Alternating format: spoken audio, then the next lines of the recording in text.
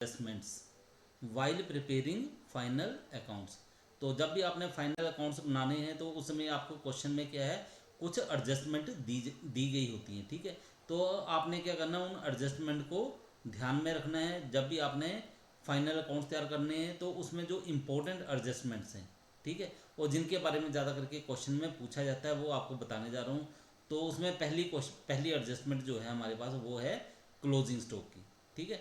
तो एडजस्टमेंट में आपको क्लोजिंग स्टॉक दिया है, तो उसकी ट्रीटमेंट आप कैसे करोगे, उसे आप लिखोगे ट्रेडिंग अकाउंट में क्रेडिट साइड में, ठीक है। और प्रॉफिट एंड लॉस अकाउंट में उसकी एंट्री नहीं होगी, और बैलेंस शीट में लिखोगे उसको एसेट साइड में, ठीक है। और कम्पिटिटिव एग्जाम में आपसे कई बार क्वेश्चन पूछ लिया जाता है कि अगर क्लोजिंग स्टॉक को ट्रायल बैलेंस में दिया हो तब आपने उसकी ट्रीटमेंट कैसे करनी है। तो यहाँ पे बच्चे बहुत से गलती कर लेते हैं, वो कहते हैं कि इसको हमने ट्रेडिंग अकाउंट में लिखना है, वो गलत है। आपने उसको ट्रेडिंग अकाउंट में नहीं लिखना है। अगर ये जो आपके पास क्लोजिंग स्टॉक है, इसको अगर ट्राई बैलेंस के बीच में दिया गया है, तो आपने उसको क्या करना है, सिर्फ बैलेंस शीट में एसेट साइड में लिखना है, ठीक है।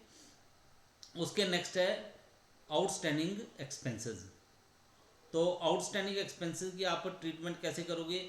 अगर ये जो आउटस्टैंडिंग एक्सपेंसेस है डायरेक्ट एक्सपेंसेस का पार्ट है, तो आप क्या करोगे, इसको ट्रेडिंग अकाउंट में, ठीक है, जो भी उससे संबंधित खर्च है उसमें आप उसको ऐड कर दोगे, ठीक है। जैसे वेज लिखा हुआ है और एडजस्टमेंट में आपको आउटस्टैंडिंग वेज लिखा है, तो वेज के बीच में इसने आपने प्लस कर देना है, ठीक है। प्रॉफिट एंड लॉस अकाउंट में इसकी एंट्री नहीं आएगी, डायरेक्ट एक्सपेंस है, ठीक है। और लाइबिलिटी साइड में इसको लिखोगे बैलेंस शीट की, ठीक है।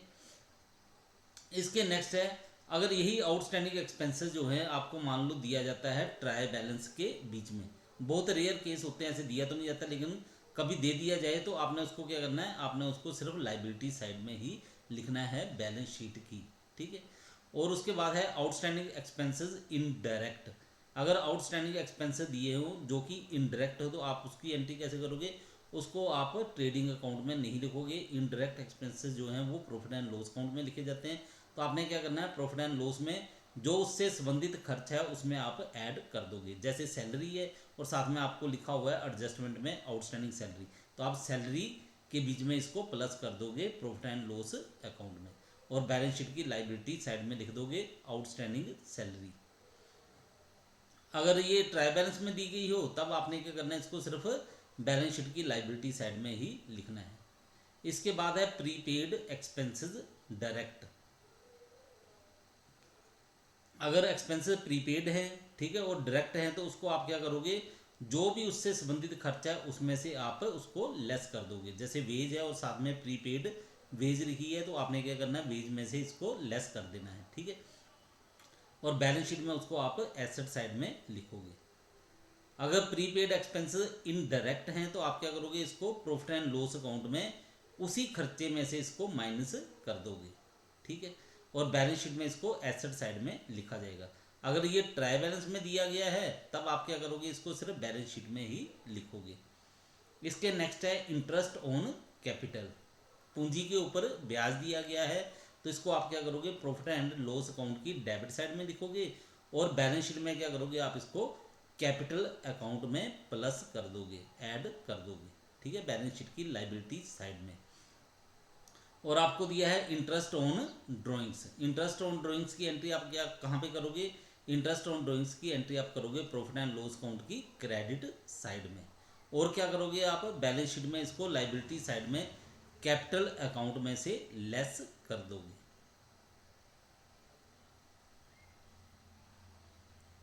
इसके नेक्स्ट है हमारे पास बैड डेट्स। तो बैड डेट्स की एंट्री आप क्या करोगे, ट्रेडिंग अकाउंट में, ठीक है।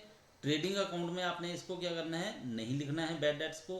बैलेंस क्या बोलते हैं, उसके बाद है profit and loss account. Profit and loss account की आपने डेबिट साइड में इसको लिख देना है।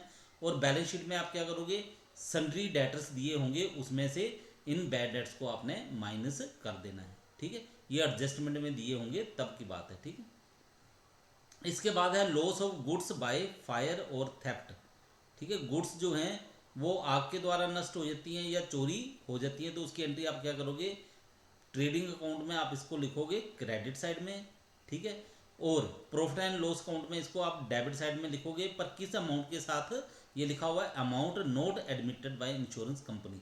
जिसके लिए इंश्योरेंस कंपनी जो है अमाउंट देने के लिए तैयार नहीं है, जिसका क्लेम जो है वो एडमिट नहीं कर रही है, उस अमाउंट को आप लिख दोगे प्रॉफिट एंड लॉस अकाउंट की डेबिट साइड में, ठीक है। और जितनी अमाउंट उसने एडमिट की है इंश्योरेंस कंपनी ने, उसे आप क्या करोगे बैलेंस शीट में लिख दोगे एसेट साइड में, ठीक है। ये पॉइंट आपने नोट कर लेना अच्छी तरह से। उसके बाद है हमारे पास, ये यहाँ पे नंबर गलत लिख दिया, ये 9 है, 9 के बाद 10 आना था, यहाँ पे 11 लिख दिया, इसको आपने ठीक कर लेना, ठीक है। तो यहाँ पे 10 नंबर पे है हमारे पास purchases of goods not recorded in books. Goods तो परचेज कर ली लेकिन उसकी कोई एंट्री नहीं की गई बुक्स में, तो उसको आप क्या करोगे ट्रेडिंग अकाउंट में, परचेजेज अकाउंट में उसको ऐड कर दोगे, प्रॉफिट एंड लॉस अकाउंट में नहीं लिखोगे। और बैलेंस शीट में क्या करोगे सन्ड्री क्रेडिटर्स जहाँ पे लिखे होंगे लाइबिलिटी साइड में, वहाँ पे आप इनको प्लस कर दोगे, ठीक है। इसके नेक्स्ट है goods given away as samples. Samples के तौर पे गुड्स दिए गए हैं, बांटे गए हैं, तो इसकी एंट्री आप कैसे करोगे, इसको ट्रेडिंग अकाउंट में परचेजेज अकाउंट जो है या परचेजेज लिखी हुई हैं उसमें से आप इसको माइनस कर दोगे, और प्रॉफिट एंड लॉस अकाउंट में इसको डेबिट साइड में लिखोगे, बैलेंस शीट में इसको नहीं लिखा जाएगा। उसके नेक्स्ट है goods sold on approval basis. इसको भी आपने याद रखना है, इसको आप क्या करोगे deducted from sales, selling price added in closing stock cost पे, ठीक है। तो आपने क्या करना है इसको ट्रेडिंग अकाउंट में जहाँ पे सेल्स लिखी हुई है वहाँ पे आप इसको माइनस कर दोगे, जो लिखी हुई है goods sold on approval basis. तो सेल्स में से कौन सी अमाउंट में अमाउंट के साथ माइनस करना है, वहाँ पे करना आपने सेलिंग प्राइस से माइनस, ठीक है। और क्लोजिंग स्टॉक में इसको आपने ऐड कर देना है किस कीमत पे, कॉस्ट प्राइस के ऊपर, ठीक है। प्रॉफिट एंड लॉस अकाउंट में इसको नहीं लिखोगे।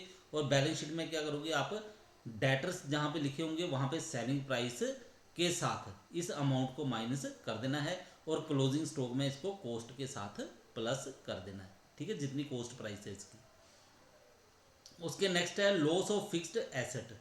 ट्रेडिंग अकाउंट में इसकी कोई एंट्री नहीं होगी, ठीक है। प्रॉफिट एंड लॉस अकाउंट में आप क्या करोगे डेबिट साइड में इस लॉस को लिख दोगे, ठीक है। और क्रेडिट साइड में क्या करोगे आप इंश्योरेंस क्लेम जो रिसीव हुआ होगा उसके साथ इसको लिख दोगे, ठीक है। और डेबिट साइड में क्या करोगे लॉस लिखोगे, क्रेडिट साइड में इंश्योरेंस क्लेम की जो अमाउंट रिसीव हुई है वो लिख दोगे, ठीक है। और बैलेंस शीट में क्या करोगे फिक्स्ड एसेट में से इस अमाउंट को माइनस कर दोगे लॉस की।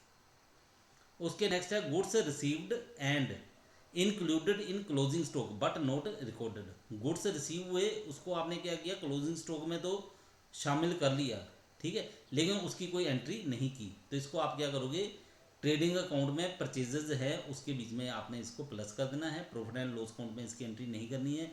और बैलेंस शीट में क्या करना है क्रेडिटर्स जो लिखे हुए हैं उसके बीच में इनको अमाउंट को प्लस कर देना है अपने। उसके बाद है गुड्स इन ट्रांजिट। गुड्स जो अभी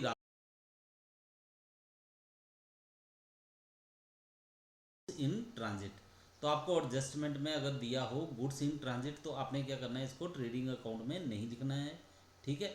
और ना ही इसे आपने प्रॉफिट एंड लॉस अकाउंट में लिखना है। इसकी एंट्री आपने कैसे करनी है बैलेंस शीट में आपने एसेट साइड में लिख देना है गुड्स इन ट्रांजिट, ठीक है। और साथ में आपने क्या करना है लाइबिलिटी साइड होगी वहाँ पे क्रेडिटर्स जो दिए होंगे उसके बीच में आपने क्या करना है इस अमाउंट को प्लस कर देना है, ठीक है। ये जो गुड्स इन ट्रांजिट की अमाउंट बनेगी उसको आपने क्रेडिटर्स में प्लस कर देना है, ठीक है। तो ये थी हमारे पास जो मेन थी इंपॉर्टेंट एंट्रीज थी वो आपको मैंने बता दी हैं, जो भी एडजस्टमेंट है समायोजन है हमने करने हैं, ठीक है। और ये एग्ज़ाम में भी इनमें से कोई ना कोई समायोजन जो है वो पूछ लिया जाता है, ठीक है। तो आगे मैंने बताया है कि make similar treatment for accrued advance incomes. इसी प्रकार जैसे हमने ऊपर एक्सपेंडिचर के लिए किया था उसी प्रकार आप इनकम के लिए अगर एक्रूड या एडवांस इनकम है तो उसके लिए भी उसी तरह से ट्रीटमेंट कर लेनी है। If items are given in trial balance entry will be made in one place only according the nature. अगर इनमें से कोई भी आइटम जो है वो ट्राई बैलेंस में दी गई है तो उसकी एंट्री जो है एक ही स्थान